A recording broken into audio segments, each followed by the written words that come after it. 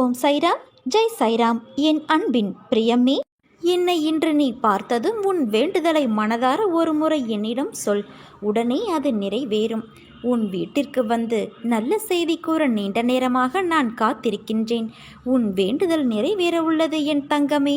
மாபெரும் அற்புதம் உன் வாழ்வில் நடக்க உள்ளது. என் ஆலயத்திற்கு வந்து மனமாற நீ நன்றி சொல்வாய். அழுதழுது கண்ணீர் வற்றி போய்விட்டது, இனி எனக்கு அழக்கூட தெம்பில்லை என்று என்னிடம் கூறினாய். கண்ணீர் வற்றிவிட்டது. ஆனால் உன் முகத்தில் புன்னகை பூப்பதற்கான வழியை நான் உன் வாழ்வில் ஏற்படுத்திவிட்டேன். இனி உன் முகத்திற்கு கண்ணீர் பொருந்தாது. புன்னகைதான் இனி அணிய வேண்டிய ஆபரணம். உனக்காக சில உருவில் நான் வருவேன். உனக்கு புன்னகை தருவேன். உனக்கு நீண்ட நாளாக முடியாத காரியம் ஒன்று நிறைவேறப் போகிறது. நான் முடித்து தரப்போகிறேன். நாம் இருவரும் இணைந்தே அதை முடிக்கப் போகிறோம். கவலை கொள்ளாதே குழந்தையே. அந்த வேலைக்கான பணியை துவங்குவதற்கு நீ ஆயத்தமாக இரு. நித்தமும் ஒவ்வொரு குழப்பம், புதிய புதிய எண்ணங்கள், அவைகள் உன்னை ஈர்க்கும். அதை தாண்டி வழியில் ஏற்படும் தடங்கல்கள், இவைகள் எல்லாம் உன்னை மாற்றத்தான். அதை தெளிவாக புரிந்து கொள். ஒரு விஷயம் முன் நடக்கிறது என்றால் அதை எதிர்கொள்ள நினை. தப்பித்து ஓட பார்த்தால் அது உன்னை துரத்தத்தான் செய்யும்.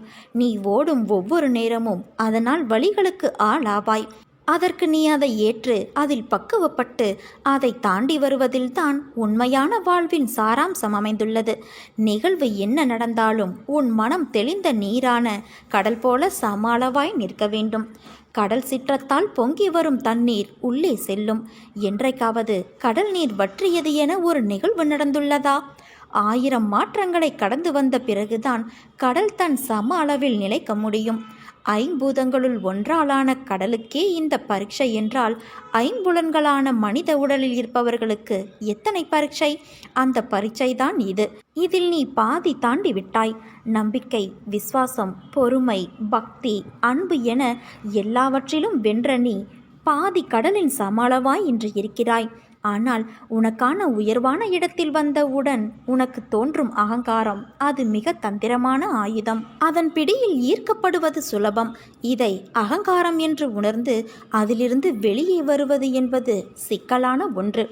அதற்கு நீ செய்ய வேண்டியது அமைதியான மொழிகள், வாக்குவாதம் இல்லாமல் இருப்பதுதான். ஏவிய அம்புகளுக்கு குறிக்கோள் ஒரு திசைதான். ஆனால் ஏவப்படாத அம்புகளுக்கு குறிக்கோளான திசையாயிருக்கும் வழிகள் அதிகம். என்றைக்கும் தன்னை ஒரு இடத்தில் தாழ்த்தி நினைப்பவர் வாழ்வில் உயர்ந்து இருப்பார். அதை நினைவில் வைத்துக்கொள். நீ என் பரிபூரண அருளும் ஆசிர்வாதமும் அன்பும் பெற்ற என் செல்ல குழந்தை. உன்னை விட்டு நான் விலகுவதும் இல்லை, விலகி போகும்படி நான் செய்வதும் இல்லை. சுற்றி எல்லோரும் உயர்ந்து கொண்டு இருக்க நான் மட்டும் ஏன் இப்படியே இருக்கிறேன் என புலம்பாதே. உன் திறன் வேறு, உன் களம் வேறு, காலம் வேறு. நீ நிச்சயம் வெற்றி பெறுவாய். அதற்கான காலம் மிக அருகில் உள்ளது குழந்தையே. நம்பிக்கை இழக்காமல் முன்னேறு. சரியாக நாளை மதியம் 3 மணிக்கு நான் உன்னை தேடி வருவேன். ஆனால் என் நிஜ ரூபத்தில் வருவேன் என்று எதிர்பார்க்காதே. எந்த ரூபத்திலும் நான் உனக்காக வருவேன். உனக்காக பல விஷயங்களை நான் விரைந்து செய்யப் போகிறேன். இனியும் உன்னை நான் காக்க வைக்க மாட்டேன் குழந்தையே. சகலமும் உடனே பெறப்போகிறாய். எந்த ஒரு வேண்டுதலையும் வைக்காமல் என் பெயரை மட்டும் நீ மனதார ஒரு முறை பதிவிட்டு விடு குழந்தையே. எவ்வளவுக்கு எவ்வளவு மனம் திறந்து மற்றவருக்கு நல்லது செய்கிறாயோ அந்த அளவு உன் மனம் தூய்மையாகிவிடும். கடவுள் அதில் இருக்கிறார் என்பதை நீ மறவாதே. உன்னை புரிந்து கொள்ளாதவர்களுக்காக நீ மனம் புண்பட வேண்டாம். நீ பழகும் எல்லோருமே உன் புத்திசாலித்தனத்தை அங்கீகரிக்க முடியாது. வன்முறை மோசமானது, ஆனால் அடிமைத்தனம் வன்முறையை விட மோசமானது. கற்றவர்களிடம் கற்பதை விட கற்றுக்கொள்பவர்களிடம் கற்றுக்கொள்ள வேண்டும். தன் அச்சத்திலிருந்து மீண்டு வருபவர்தான் உண்மையிலேயே சுதந்திரமானவர். நமக்கு நாம் தான் உண்மையான எதிரி. நாம் கோபம், அவசரம், பதட்டம், பேராசை ஆகியவைதான் நமக்கு எதிரிகளாக இருந்து செயல்படுபவை. கோபம் எதிரிகளை ஏற்படுத்துவதோடு நின்று விடுவது கிடையாது. அது நமக்கு வேறு வடிவத்தில் திரும்பி வருகிறது. பதற்றம் ஏன் ஏற்படுகிறது என்று ஆராய்ந்தால் அதற்கு முக்கிய காரணம் திட்டமிடாமைதான். கோபத்தை காட்டிலும் அருவருப்பாக வேறு எதுவும் இருக்க முடியாது. கோபம்தான் அவலட்சணம் என்பதை மனிதன் உணர வேண்டும். யார் தங்களின் கீழ் பணிபுரிபவர்களிடம் அதிக கோபத்தை காட்டுகிறார்களோ அவர்கள் தனக்கு மேலே உள்ளவர்களிடம் அதிகமாக குலைபவர்களாக இருப்பார்கள். ஒழுங்குமுறையற்ற வாழ்க்கையை வாழ்பவர் எல்லா செயல்களிலும் பதற்றமடைகிறார். இந்த உலகில் எல்லாமுமே நம்முடைய விருப்பப்படியும் நம்முடைய திட்டத்தின்படியும் நடக்கப் போவது இல்லை. இதை தெரிந்தும் ஏன் கோபப்பட்டு நோயாளியாகிறோம்? கோபத்தை கட்டுப்படுத்தி மகிழ்ச்சியான வாழ்வை நாம் பெறுவோம். நம் வாழ்க்கையில் அனைவருக்கும் துன்பங்கள் வரும். துன்பங்களும் கவலைகளும் இல்லாத மனிதர்களே கிடையாது. துன்பங்கள் வரும்போது துவண்டு விடக்கூடாது. அதை தைரியமாகவும் சாதுரியமாகவும் எதிர்கொண்டால் நிச்சயம் வெற்றி கிடைக்கும். என் நாமத்தை பக்தியோடும் நம்பிக்கையோடும் சொல்பவர்களின் எல்லா விருப்பங்களையும் நானே நிறைவேற்றி தருவேன். நிரந்தரமாக செய்யப்படும் என் நாம ஜெபம் உன்னை என்னிடம் சேர்க்கிறது. பொறுமையோடும் கவனத்தோடும் வார்த்தைகளை மற்றவர்களிடம் பேசும்போது பிரயோகப்படுத்து. அவசரப்பட்டு வார்த்தைகளை கொட்டிவிடாதே. வாழ்க்கையில் நீ சந்திக்கும் தோல்விகளால் மனம் சோர்வடைந்து இதற்கு மேல் என்னால் போராட முடியாது என்று நினைக்காதே. வெற்றி தோல்விகளை குறித்து கவலைப்படாமல் உன் லட்சியத்தை நோக்கி முன்னேறி செல். உன் கடமைகளை தவறாமல் செய். அந்த நம்பிக்கை உன்னை வெற்றி பெற செய்யும். ஒரு காரியத்தை செய்யும் முன் என்ன செய்கிறோம், எதற்காக செய்கிறோம் என்ற தெளிவோடு செய்தால் அதில் நீ தோல்வியை உற்றாலும் அது உனக்கு ஒரு பொருட்டாக இருக்காது. அந்த அனுபவமே உனக்கு மீண்டும் அந்த செயலில் முயற்சித்து வெற்றி பெற செய்யும். இவ்வுலகில் எல்லோருக்கும் எல்லாவற்றிலும் சரியான செயல்பாடோடு இருக்கும் உடலோ மனமோ இல்லை. அந்த வகையில் அனைவரும் ஏதோ ஒரு விதத்தில் ஊனமுற்றவர்கள்தான். அதனால் மற்றவர்கள் உன் ஊனத்தை குறை கூறுவதை கேட்டு வருந்தாதே குழந்தையே. அவர்களும் ஏதோ ஒரு வகையில் ஊனமுற்றவர்கள். எது உன் கடமையோ அதை ஆனந்தமாக விரும்பி பிரியமோடு செய். அப்போதுதான் உனக்கே ஓர் உத்வேகம் இருக்கும். வாழ்விலும் வெற்றிகள் குவியும். என் வார்த்தைகள் மீது நம்பிக்கை வைத்து செயல்படு. வரும் காலத்தில் நீ விரும்பிய அனைத்து வளங்களையும் பெறுவாய். உன் அம்மாவாக அப்பாவாக நான் என்றும் உனக்கு துணை இருப்பேன் என் குழந்தையே. உன் பிரார்த்தனை நிறைவேறியது. எல்லோரும் ஒரு சேர உன்னை கைவிட்டாலும் இல்லை என சொல்லி கை கழுவி விட்டாலும் என் கைகள் உன் கைப்பற்றும். கடைசி வரை உன்னை காப்பாற்றும்.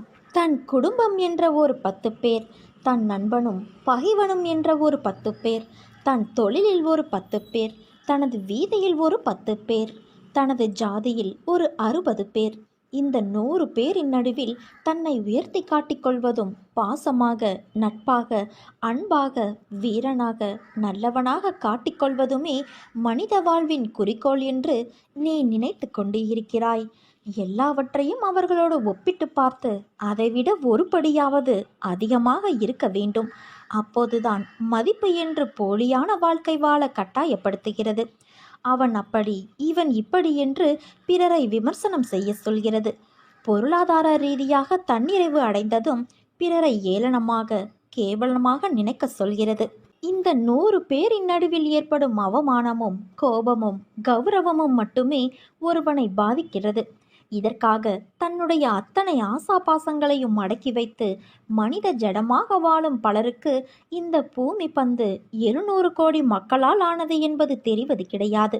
என்னுடைய தாத்தாவின் தாத்தா எப்படி இருந்தார் என்பது எனக்கு தெரியாது. எப்படி வாழ்ந்தார் என்பது எனக்கு தெரியாது. அவர் நல்லவரா கெட்டவரா என்று எனக்கு தெரியாது. அவர் பெயர் கூட எங்கள் தெருவில் பலருக்கும் தெரியாது. எங்கள் ஊரில் யாருக்கும் தெரியாது. இதே நிலை எனக்கும் ஒரு நாள் வரும். நான் இந்த பூமியில் வாழ்ந்ததற்கான அடையாளம் அத்தனையும் கால ஓட்டத்தில் மறையும். எதற்காக இந்த 100 பேரின் அங்கீகாரத்தை நான் கண்டு கொள்ள வேண்டும்? யார் இவர்கள்? என்னுடைய வாழ்க்கையில் யாரெல்லாம் வர வேண்டும், வரக்கூடாது என்பதை தீர்மானிக்க இவர்கள் யார்? நான் இன்னும் 1000 ஆண்டுகளுக்கு வாழப்போவது இல்லை. அதிகபட்சம் இன்னும் சில ஆண்டுகள், அதுவும் வெகு தொலைவில் இல்லை. சர்வமும் ஒரு நாள் அழியும். மனித வாழ்க்கை அற்புதமானது, அழகானது. கலாச்சாரம், பண்பாடு, பாரம்பரியம், தத்தமது வாழ்க்கையை யாரும் போலியாக வீணடித்து விடாதே. வாழ்க்கை ஒரே ஒரு முறைதான். தோற்றாலும் பரவாயில்லை, ஆனால் பங்கெடுக்காமலேயே அழிந்து விடாதே. நம் தாத்தாவின் தாத்தாவை நாம் பார்த்தது இல்லை. அதே போல நம் பேரனின் பேரனை நாம் பார்க்க இருக்க போவதில்லை. இதுதான் வாழ்க்கை. பிறரை வஞ்சிக்காமல் தொந்தரவு செய்யாமல் எவ்வளவு முடியுமோ அவ்வளவு மகிழ்ச்சியாக வாழ்ந்துவிட்டு போ. மனம் பகவானை விரும்பினாலும் புத்தி இருக்கிறதே, அது இது தேவையா, இதனால் பலன் உண்டா, இப்படியெல்லாம் கேள்வி கேட்கும். இவர் உண்மையான அடியவரா, இவர் சொன்னால் நடக்குமா என்றெல்லாம் கேட்டு மனதின் நம்பிக்கையை தளர்த்திவிடும். நன்மை கிடைப்பதை தவிர்க்கும். இந்த நிலைதான் உனக்கும் இப்போது இருக்கிறது. நீ அற்புதத்தை அனுபவித்த தருணம் மீண்டும் மீண்டும் அது அற்புதம்தானா, இது உண்மைதானா என்றெல்லாம் மனம் உன்னை குழப்பிக் கொண்டு இருக்கிறது. உன் கவலைகளை நான் தீர்த்தாலும் மீண்டும் இல்லாத ஒன்றை வைத்து இருக்கிற நிம்மதியை நீ கெடுத்து கொள்கிறாய். உனக்கு எல்லாம் இருந்தாலும் எதுவும் இல்லாததைப் போல இருக்கிறது. உன்னோடு நான் பேசிக்கொண்டு இருக்கும் இந்த வார்த்தைகளையும் அதன் உண்மைகளையும் புரிந்து கொள். உனக்கும் எனக்கும் இடையில் இருக்கின்ற சந்தேகம் என்ற தடையை நீக்கி முழுமையான நம்பிக்கையோடு என் பாதத்தில் சரணாகதி அடைந்து பார். நல்லவர்கள் சோதனைக்கு உள்ளாவார்கள், ஆனால் வேதனைப்பட மாட்டார்கள். வாழ்வின் அனுபவங்கள் அவர்களை சிறப்பிக்குமே தவிர கசப்பிக்காது. ஆரம்பத்திலிருந்து கடைசி வரை கஷ்டப்பட்டே வாழ்ந்து செத்தவர்கள் இந்த உலகத்தில் யாரும் கிடையாது. அதே போல பிறந்த தேதியிலிருந்து இறுதி வரை சந்தோஷத்துடனே வாழ்ந்து மடிந்தவர்களும் கிடையாது. கஷ்டப்படுகிறவர்களுக்கு, துன்பம் அனுபவித்தவர்களுக்கு ஆண்டவன் ஒரு நாளும் உதவாமற் போக மாட்டார். எப்பொழுதுமே கஷ்டப்படட்டும் என்று யாரையும் ஆண்டவன் அப்படியே விட்டுவிடவும் மாட்டார். விதிக்கப்பட்ட தடைக்கற்கள் தரும் பாடங்களே போராட்டங்களிலும் மன வலிமை வரும். சோதனைகள் என்பது மனோதிடத்தை அதிகரிக்க உதவும். சில சமயங்களில் அவர் நம்மை கைவிட்டு விடுவாரோ என்று தோன்றுகிறது அல்லவா? ஏனென்றால் நாம் அவரை காண முடிவது இல்லை. சோதனை வேளைகளில் நாம் காண முடியாதவாறு அவர் நம்மோடே இருக்கின்றார். அவருடைய கண்கள் எப்போதும் நம்மை நோக்கி இருக்கிறது. கடவுளை நம்பு, அவர் நல்லவர்களை ஒருபோதும் கைவிட மாட்டார். என் லீலைகள் உன் வாழ்க்கையில் எந்த வகையிலும் ஊடுருவும். அதை இதுதான் என்று உன்னால் யோசிக்க முடியாததாய், ஆச்சரியமுடையதாய் அமைத்து உன் வாழ்க்கைக்கு நான் கொடுப்பேன். விழுந்து விடுவேன் என்ற பயத்துடன் ஓடாமல், விழுந்தாலும் எழுந்து விடுவேன் என்ற நம்பிக்கையுடன் ஓடு. வாழ்க்கையில் தடுமாற்றமே இருக்காது. எனதன்பு குழந்தையே, கலங்காதே. உனக்கான நேரங்கள் தொலைவில் இல்லை. அது உன்னை தேடி வந்து கொண்டு இருக்கிறது. பிள்ளைகளின் நலம் விரைவில் சீராகும். நான் கம்பீரமாக உனது மனதிலும் உனது இல்லத்திலும் அமர்ந்து கொண்டு இருக்கிறேன். ஏன் உனக்கு தெரியவில்லையா? நீ மனதில் நினைத்தாலே போதும். தினமும் என்னை பூஜித்தால்தான் உன்னை நான் நினைப்பேனா? இல்லை, யோசித்துப்பார். நீ இன்று இருப்பதை விட இதற்கு முன்பு பல வேதனைகள், மனக்கசப்புகள், உறவுகளுடன் பூசல்கள், ஆசையாய் வாங்கியதும் கைவிட்டு போனது என நிம்மதியை இழந்தாய். ஏன் தினசரி வாழ்க்கை நடத்துவதற்கு நீ பட்ட கஷ்டங்கள் போதுமப்பா, இந்த வாழ்க்கை போதும் என்று அழுது புலம்பினாய். அதையெல்லாம் மறந்து விட்டாயா? அனைத்தும் நான் அறிவேன். அனைத்தும் நன்மைக்கே. இன்று எப்படி இருக்கிறாய்? தினமும் என்னை பூஜித்தாய். ஆனால் நான் உன்னிடத்தில் எப்படி வந்து சேர்ந்தேன்? நீ எனது பொக்கிஷம். எனது அனுமதியின்றி எவரும் உன்னை தொட முடியாது. இனி நீ நினைத்த வாழ்க்கை உனக்கு கிடைக்கும். என் வாக்கு என்றுமே பொய்யாகாது. உறவுகள் உன்னை பாராட்டும். பிள்ளைகள் உனக்கு பெருமை சேர்ப்பர். பொறுமையாக இரு என் தங்கமே. நான் எனது அதிசயத்தை நிகழ்த்துவேன். உன் மனநிலை இன்று தெளிவான நீரைப் போல, மேகத்தைப் போல இருந்தது. உன் மனதில் உள்ள எண்ணங்கள் இன்று பிரதிபலித்த விஷயங்களை நான் உணர்கின்றேன். உன் மனதில் உள்ள வழிகளை மறந்து ஒரு யதார்த்தத்தை புரிந்து கொண்டாயல்லவா? நான் என்ன செய்கிறேன் என்று தெரியவில்லை, ஆனால் எனக்கான ஒரு பாதையில் என் சாயப்பா நடக்க வைக்கிறார் என்று. அது கண்டிப்பாக என் குறிக்கோளை உன்னை அடையச் செய்யும்.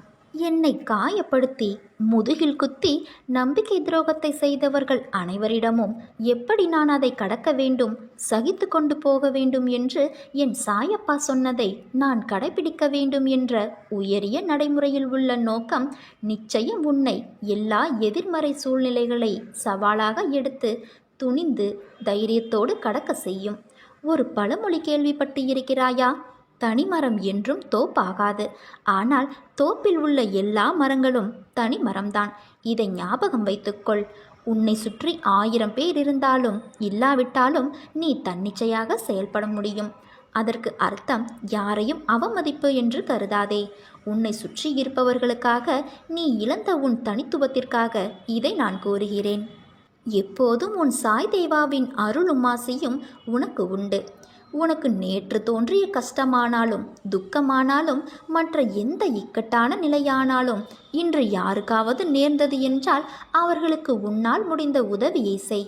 உதவி செய்ய முடியாத பட்சத்தில் உன் இதயம் கரையும்படி பரிதவி. அவ்வளவே ஒழிய அவர்களின் உதவியற்ற நிலைமையை பார்த்து ஒருபோதும் நீ ஏளனம் செய்யாதே. இரவெல்லாம் உன் தலையை வருடி கொடுத்தபடி உன் தலைமாட்டில் நான் உட்கார்ந்து கொண்டு இருப்பேன். உன் இதயத்தை என்னை நோக்கி திருப்பி உன் உடலை வருத்தி உபவாசமெல்லாம் இருந்து என்னிடம் வேண்டுகோள் வைத்து கொண்டு இருக்கின்றாய். இதை இந்த சாய் நிறைவேற்றி விடுவேன் என்ற நம்பிக்கை உன் மனதில் வலு பெற்றுவிட்டது. உனக்கு தான் எத்தனை தொல்லைகள்! மத்தளம் கூட 2 பக்கம்தான் இடிபடுகிறது.